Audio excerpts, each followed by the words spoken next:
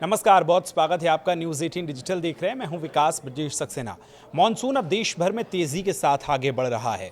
अगले 24 घंटे बेहद खतरनाक होने वाले हैं। आपको सतर्क सावधान रहने की ज़रूरत है, क्योंकि दिल्ली एनसीआर में मॉनसून ने 5 दिन की देरी से दस्तक दी है।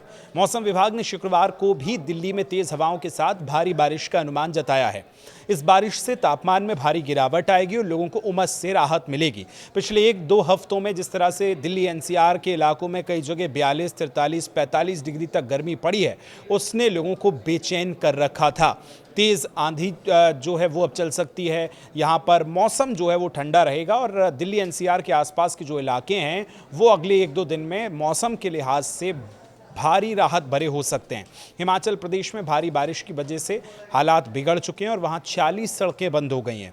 शिमला मौसम केंद्र ने पहाड़ों पर भारी से बहुत भारी बारिश की चेतावनी दी है। इसके अलावा गोवा, साउथ गुजरात और कोंकण क्षेत्र के लिए रेड अलर्ट जारी किया है। इन इलाकों में अगले 4 से 5 दिनों के लिए बहुत ज़्यादा बारिश होने की आशंका है। अगर आप भी रेड जोन वाले इलाके में आते हैं तो आपको बहुत सतर्क रहने की ज़रूरत है।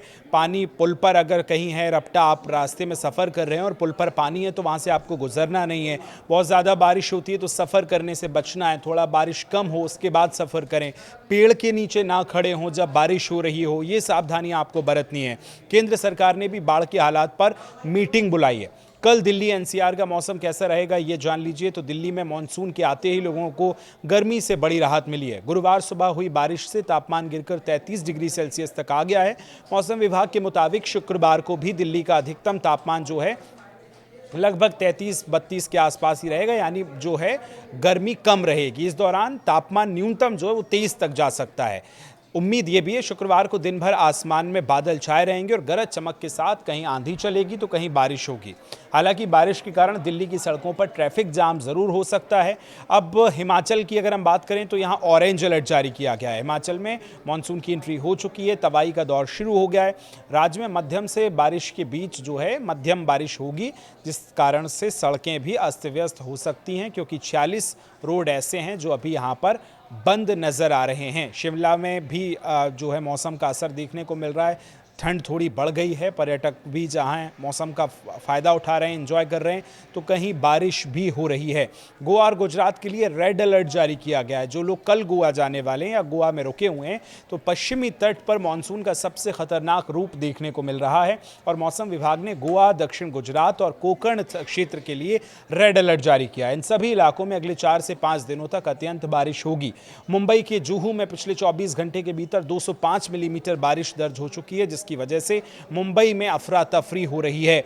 लोग परेशान हैं। बारिश से इन राज्यों में निचले इलाकों में पानी भरने का खतरा बढ़ गया है, तो प्रशासन ने राहत बचाव टीमों को पूरी तरह से अलर्ट पर रखा है। इसके साथ राजस्थान में भी मॉनसून 7 दिन की देरी से पहुंचा है। जयपुर, टोंक और अलवर में बारिश का दौर शुरू हो चुका है। प्रधानमंत्री मोदी ने बाढ़ और सूखे से निपटने के लिए क्या कुछ प्लान बनाया है, तो देश में एक तरफ बाढ़ और दूसरी तरफ कम बारिश से लेकर केंद्र सरकार अब एक्शन में आ गई है। पीएम नरेंद्र मोदी की अध्यक्षता में केंद्रीय कैबिनेट की एक अहम मीटिंग हुई है। इस मीटिंग में देश के मौसम, उत्तर पूर्व से आई बाढ़ के हालात की समीक्षा की गई। पीएम मोदी ने सभी मंत्रालयों को आपस में तालमेल बनाकर काम करने के निर्देश दिए हैं। उन्होंने कृषि, पानी और बिजली सप्लाई पर पड़ने वाले असर से निपटने के लिए भी एडवांस्ड प्लान बनाने को कह दिया है। मौसम विभाग ने जुलाई में देश के कुछ हिस्सों में सामान्य से कम बारिश का अनुमान लगाया है। तो केंद्रीय मंत्री शिवराज सिंह चौहान और किरण रिजिजू असम और अरुणाचल प्रदेश के बाढ़ प्रभावित इलाकों का दौरा भी कर रहे हैं। तो अगले 2 से 3 दिन जो है देश के ज़्यादातर हिस्सों में बारिश हो सकती है। आप जहां भी रहें सतर्क रहें, सुरक्षित रहें, मौसम को देखते हुए अपनी आगे की एक्टिविटी बढ़ाएं। अभी आपके इलाके में, आपके आसपास मौसम कैसा है, कमेंट करके ज़रूर बताएं। यहां तक वीडियो देखने के लिए शुक्रिया।